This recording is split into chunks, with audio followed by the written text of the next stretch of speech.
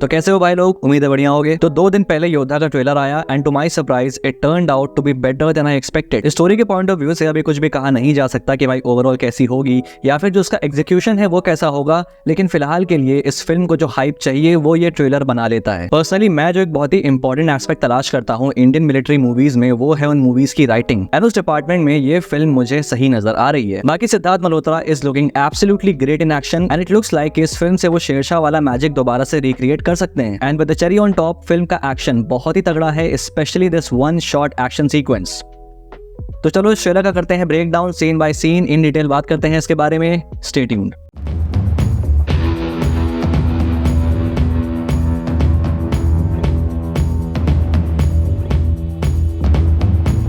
तो ट्रेलर शुरू होता है राष्ट्रपति भवन के शॉट से। फिल्म को दिखाया जाता है रोनित रॉय को, who is playing Major Surendra Katiyal, जो सिद्धार्थ मल्होत्रा यानी कि अरुण कटियाल के फादर हैं। अब यहाँ उन्होंने ग्रीन बैरेट पहना हुआ है। अब इंडियन आर्मी में जो मिलिट्री इंटेलिजेंस में होते हैं या फिर इन्फेंट्री या फिर राइफल रेजिमेंट्स में होते हैं वो ग्रीन बैरेट पहनते हैं। फिर इसके बाद से नीचे जो बैच है जिसमें ये पैराशूट और ब्लू विंग्स बने हुए हैं, इसे पैरा जंप बैच कहते हैं। एंड ये उन ऑफिसर्स को मिलता है जो कि बेसिक पैराशूट कोर्स पूरा करते हैं, जिसमें हाई एल्टीट्यूड से एयरक्राफ्ट से जंप मारी जाती है, दिन में भी और रात में भी। एंड पहले इस बैच को अपर राइट स्लीव में पहना जाता था, लेकिन 1975 के बाद से इसको नेम टैग के ऊपर पहना जाने लगा। फिर उसके जस्ट नीचे का बैच जो कि मिसाइल जैसा लग रहा है, इसको ATGM बैच कहते हैं। ये बैच उन ऑफिसर्स को दिया जाता है जो कि एंटी टैंक गाइडेड मिसाइल का कोर्स क्वालिफाई करते हैं, एंड ये हमेशा ऑफिसर के नेम टैग के ऊपर रहता है। तो मुझे अच्छा लगा कि इन माइन्यूट डिटेल्स का ध्यान रखा गया है। फिर उसके अगले ही सीन में हमें एक श्रद्धांजलि दिखती है विच इंडिकेट्स कि मेजर सुरेंद्र कटियाल शहीद हो गए। फिर उसके बाद हमें ये जगह दिखाई जाती है जहाँ ऐसे झोपड़ी है, एंड अगर ध्यान दो तो यहाँ पे इंडियन फ्लैग भी लगा हुआ है। बट ये जगह आखिर है कौन सी? वेल, अगर ट्रेलर के लास्ट में जो वन शॉट एक्शन सीक्वेंस होता है वो इसी के अंदर होता है। अब इसी सीन में ध्यान से देखो तो तुमको ये फ्लेक्स दिखेगा इलेक्शन एसोसिएशन ऑफ इंडिया का। तो मतलब ये उसी का ऑफिस है। यहाँ पर एक हॉस्टेज सिचुएशन डेवलप हुई है जिसको डील करने के लिए अरुण और उसकी टीम आई हुई है। एंड स्टार्टिंग में हम एक ऑफिसर को भी ये कहते हुए सुनते हैं कि हमें ऑर्डर्स आने तक नेगोशिएट करना चाहिए। ऑर्डर्स आने तक हमें नेगोशिएट करना होगा। बट अरुण नहीं सुनता और कूद पड़ता है एक्शन में, which also establishes the character of Arun, जो कि ऑर्डर वगैरह फॉलो करने में ज्यादा विश्वास नहीं रखता। इनफैक्ट ट्रेलर में आगे भी हम राशि खन्ना को उसको इसी बात के लिए स्कोल्ड करते हुए देख सकते हैं।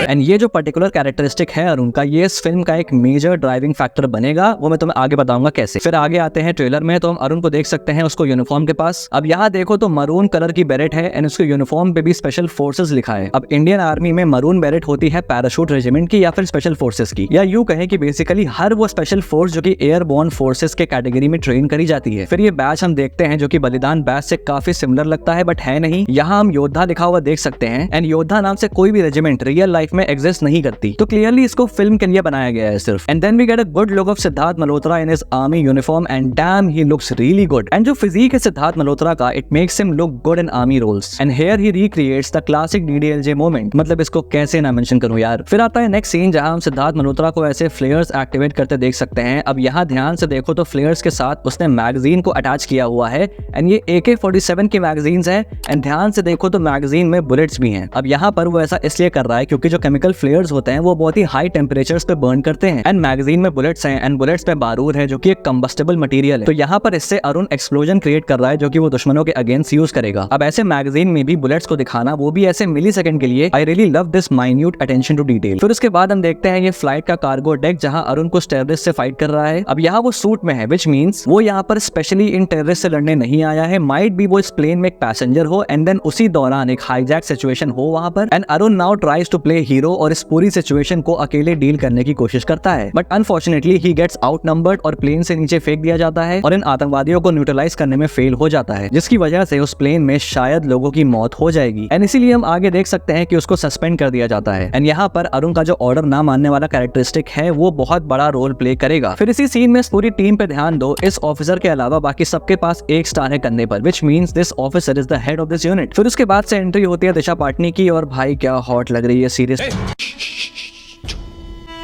फिर हम सिद्धार्थ मल्होत्रा को देखते हैं बियर्डेड लुक में, इंडिकेटिंग कि उसके सस्पेंड होने के बाद से एक टाइम गैप हो चुका है। फिर उसके बाद से हमें ये एयरपोर्ट दिखाया जाता है, बट वेट, ये इंडियन एयरपोर्ट नहीं है, ये एक्चुअली में रीगा इंटरनेशनल एयरपोर्ट है जो कि लातविया में लोकेटेड है। ये देखो, ये बिल्डिंग डिजाइन देखो, मतलब क्या जरूरत थी यार, अपने इंडिया में इतने अच्छे अच्छे एयरपोर्ट्स तो हैं। फिर उसके बाद दोबारा से एक हाईजैक सिचुएशन क्रिएट होती है एंड फिर से Arun is on the plane. But यहाँ पे एक ट्विस्ट है, यहाँ पर अरुण को ही हाईजैकर माना जा रहा है, लेकिन मुझे ऐसा लगता है कि ये कोई प्लान वगैरह हो सकता है, शायद कुछ ट्विस्ट हमको देखने को मिले, क्योंकि इस बार अरुण डेलिबरेटली इस प्लेन में चढ़ा है क्योंकि उसको मालूम है कि ये हाईजैक होने वाली है। क्योंकि इस सीन में देखो तो उसने गन होल्स्टर्स वाली बेल्ट पहनी हुई है and he also has a gun. इसका मतलब कि वो प्रिपेयर्ड था इस सिचुएशन के लिए, एंड ऐसा तभी हो सकता है जब आपको पहले से मालूम हो कि क्या होने वाला है। एंड मेरी एक और थ्योरी है कि माइट भी सस्पेंड होने के बाद से वो इंडिया के लिए एक सीक्रेट ऑपरेटिव की तरह काम कर रहा हो एंड यहाँ पर उसको मिशन के लिए भेजा गया हो इस हाईजैक को रोकने के लिए। आई मीन ये सिर्फ मेरी थ्योरी है, माइट भी, मैं श्योर नहीं हूँ। एंड देन हम देख सकते हैं अरुण को फोन कनेक्शन टैंपर करते, फिर वो इस पैनल को शूट भी कर रहा है एंड देन काफी खुरपेची कर रहा है। हो सकता है is trying to make the plane secure और समथिंग। फिर उसके बाद से हम देखते हैं ये जगह। अब ये जो एरिया है प्लेन का, इसको एवियोनिक्स डिपार्टमेंट कहते हैं। इसमें flight control system, navigation system, communication system etcetera होता है। तो यहाँ पर शायद वो कॉन्टैक्ट स्टैब्लिश करने का ट्राई कर रहा है इंडियन आर्मी से या फिर इंडियन इंटेलिजेंस से, या फिर कुछ और ही खुरपेची कर रहा है यहाँ पर वो। एंड देन दिशा पटानी, क्या खूबसूरत बंदी है यार।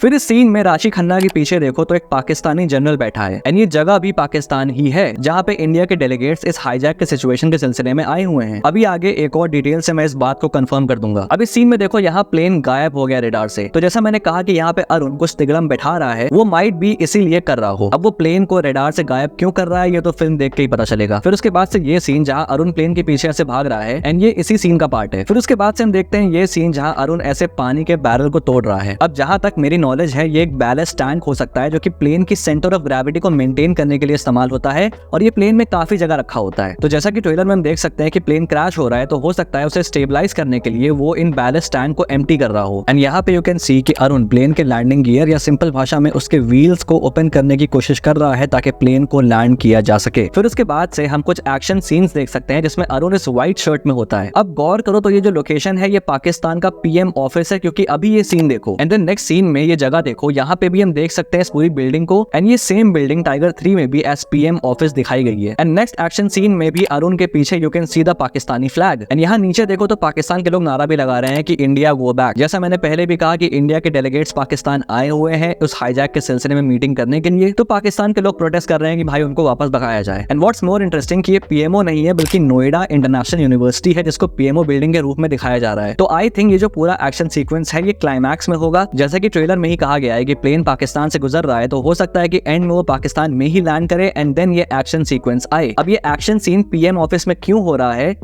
अब सब यही जान जाओगे, क्या मूवी देख लेना भाई। सो फिलहाल के लिए वीडियो यहीं पे खत्म होती है। बाकी ट्रेलर की बात करूं तो मुझे ट्रेलर अच्छा लगा, काफी अच्छे तरीके से कट और एडिट किया गया है, बीजीएम भी काफी अच्छा है, बस फिल्म का जो एग्जीक्यूशन है वो अच्छा हो एंड जैसी राइटिंग इस ट्रेलर में लग रही है अच्छी, वो पूरे फिल्म के थ्रू आउट हो। बाकी तुम्हारे क्या थॉट्स है कमेंट बॉक्स में लिख के जरूर से बताना, और अगर मुझसे कोई डिटेल मिस हो गई तो तुम मुझे कमेंट बॉक्स में लिख के बता सकते हो।